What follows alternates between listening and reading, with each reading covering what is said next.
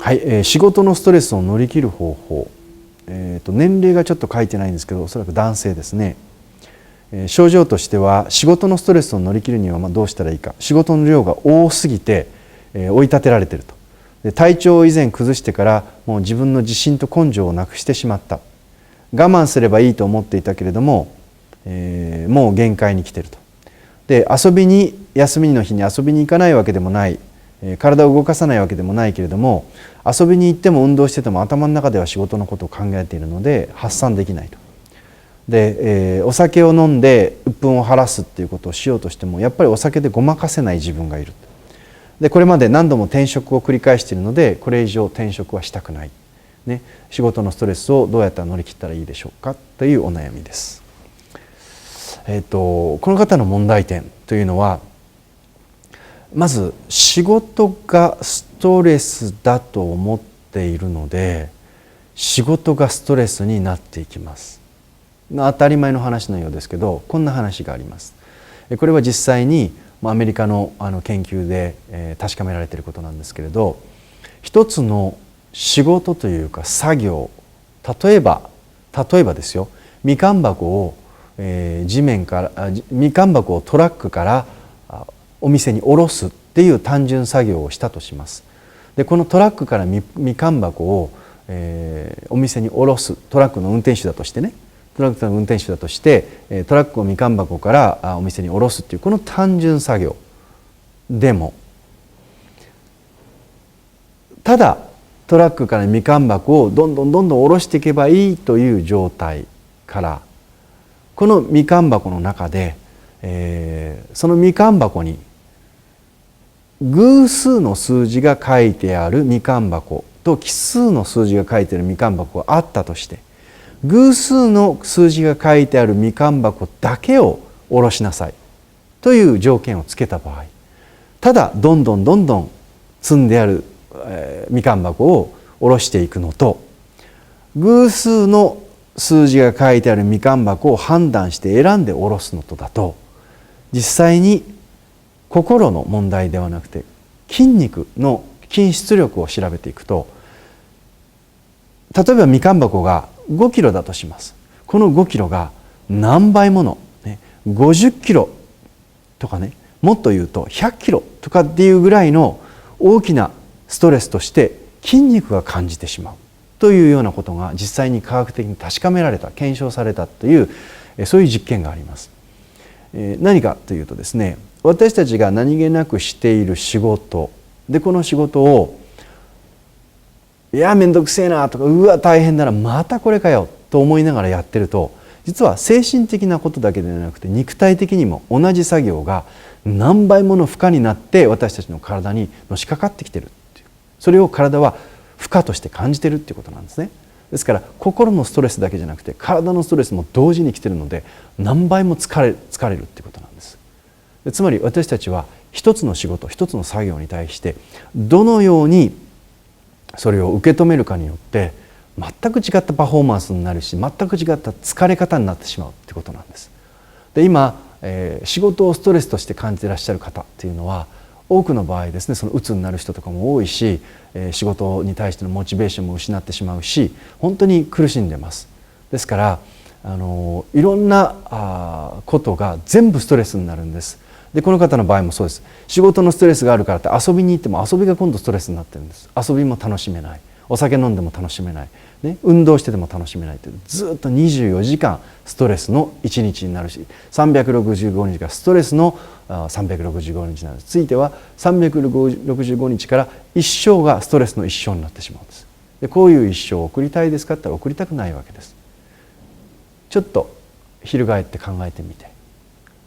この方と同じ仕事量を同じ職場で同じように仕事をしてて、それをゼロとは言いませんけど、この方よりストレスに感じてない人っていうのはいますかって言った時にいるんです。同じ仕事、もしくはこの方よりもたくさんの量の仕事をこなしている人っていうのを精力的にこなしている人って世の中にいないですかって言ったらいるんです。世の中にはとにかくおそらくね、私もそうです。私と同じような、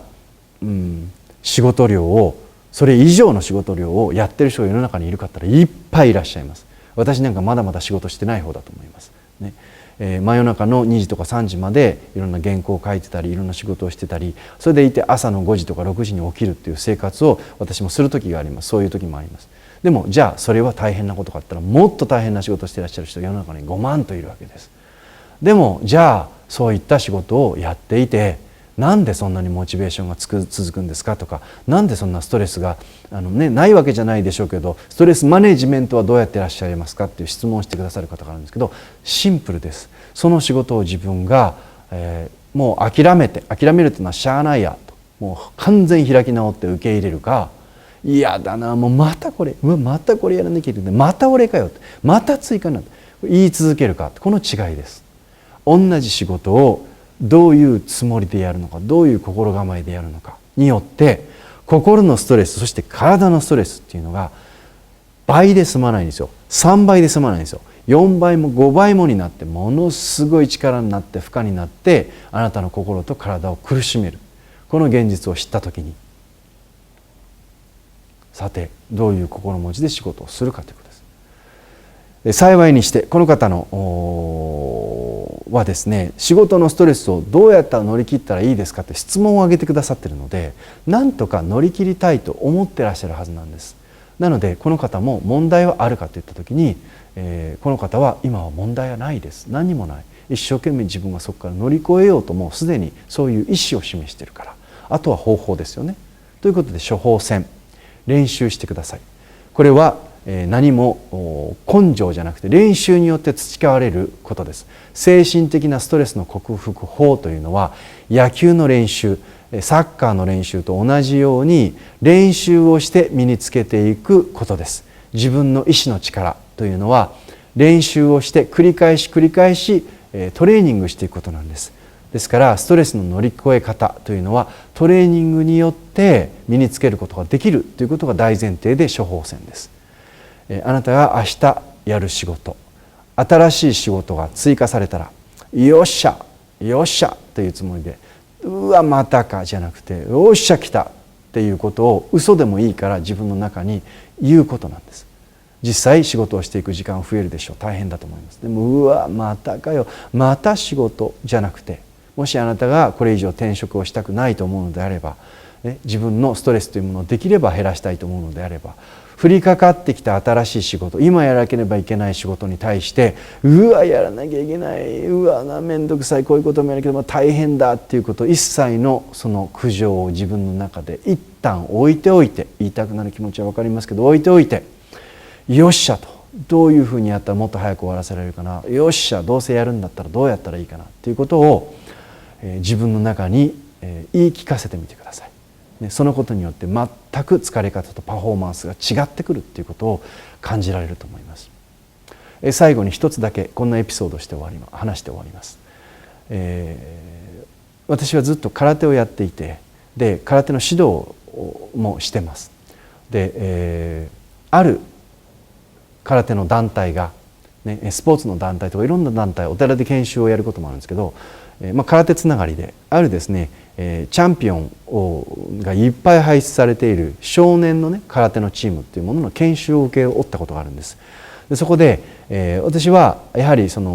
お坊さんとしてお寺で心のトレーニングをしてほしいということで、その子たちを受け入れたので心のトレーニングをしたんです。どうやってトレーニングしたかって、走らせたんですよ。ダッシュさせたんです。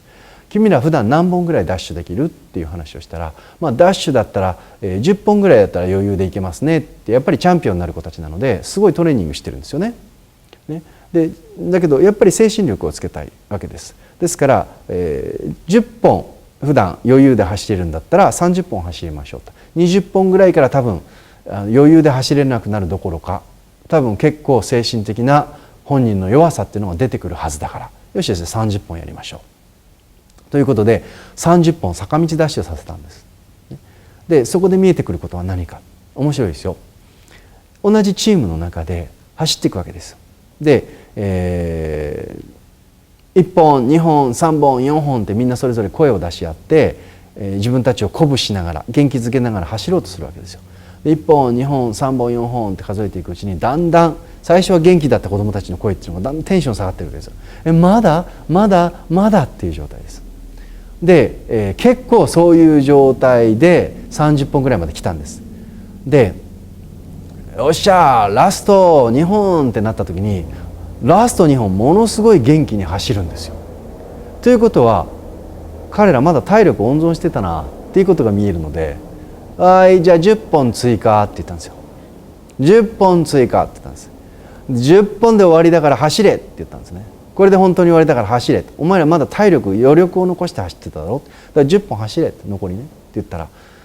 そこでまず2つに分かれます。っていう子たちと、もう死ぬって言ってる子たちと、しゃあねえなって瞬間的に切り替えて、もちろんいいはずないですよね。30本と思って頑張って走ってきた。で30本目に火事場のバカ力を出してなんとか走った。そしたらまた10本追加になったらいいはずはないんです。このシチュエーションの時に捉え方が全く分かれるわけです。バーンと。でその時に「ってマジかよもう嫌だ」っていう感じの表情をすること、一瞬でもしゃあねえなっていう顔にパッと切り替えること。でこの切り替わる子がすごいんです。その後の10本面白いですよ。みんなに何て言ったかった。やっぱりね圧倒的な強さを誇っている子が何て言ったかったら「お前らって増えていくわけじゃねえんだから」って「頑張ろうぜ」って言うんです。あと10本1本2本3本4本って数えないんです。10、9、8、7数えるっていうことを提案して、減っていくんだから頑張ろうよって言うんです。増えていくんじゃないんだからっていう発想をするんです。でももし私が意地悪心を起こして彼らが10、9、8残りの10本を0までいった時にあと10本って言うかもしれませんよ。分かりません。でも彼らはそういう発想を持ってるっていうことなんです。まだ13歳14歳の子供たちです。子供の頃からやはり結果が出る人というのは、結果が出る人というのは発想が違うってことです。同じ30本走らされるのをどういう気持ちで走っているのか、同じ疲れ方です、同じ距離です、同じ本数です。でもやっぱり勝っていく子、結果を出していく子というのはその30本を自分のプラスとして考えている、自分に降りかかった災難としてダッシュをやってないっていうことなんです。仕事っていうのはプロですね。結果を出さなければいけない。どんなに頑張っても一つの成果をもたらさなければ社会では評価されないんです。そういう厳しい中で勝負をしているというのが実際戦うサラリーマンなわけですよね。ここを逃げるわけにいかないのであれば、さて仕事を変わるわけにいかない、さてその仕事をこなさなければいけないのであれば、どういう心持ちでやるかということにかかってきます。先ほどの少年たち後日談があります。後で感想文を書いてきました。しばらく経ってから。その後彼ら試合があったんですね。試合があった。この試合でやはり勝ったらしいです、彼らは。でその感想文の中にあの時に高瀬先生から教えてもらったこと、社交辞令かもしれませんけど、高瀬先生から教えていただいたことっていうのが試合の延長戦になっていきましたと。あの延長戦の時に、今までね30本だと思ってたところを騙されて残りの10本を走った時、でもあの残りの10本っていうものが延長戦になった時にそれを思い出しましたと。そして最後の最後、延長戦になった時にどういう心持ちでいるかということが勝負の明暗を分けました。本当にありがとうございました。この貴重な教えっていうのを今後自分たちの人生に生かしていくことができれば、本当に、自分たちはこれ今後も勝ち続けていくことができると思います。ありがとうございましたっていうとても立派な文章で、お手紙をいただいたんです。で、これで本当に私も教えられたんですけれども、想定外のことが一番疲れた時に起きるんです。この時にどう振る舞うかというのがまさに生き様なんですね。ですから、この方にお伝えしたいことは何かって言ったら、そこで生き様が問われる。でここでね、そんなこと言って過労死したらどうするっていうことを言う人がいます。実は私もね、ずっとここの椅子に座って、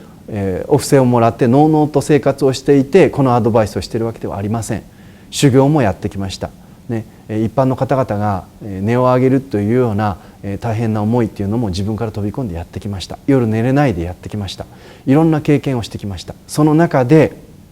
はっきり言えることがあります。本人が持っているもともとの体力っていうのは当然ある。だから絶対無理はしない方がいいと思います。本当にダメだと思ったら SOS を求めて仕事を断るっていうこともあっていいと思います。でもやっぱり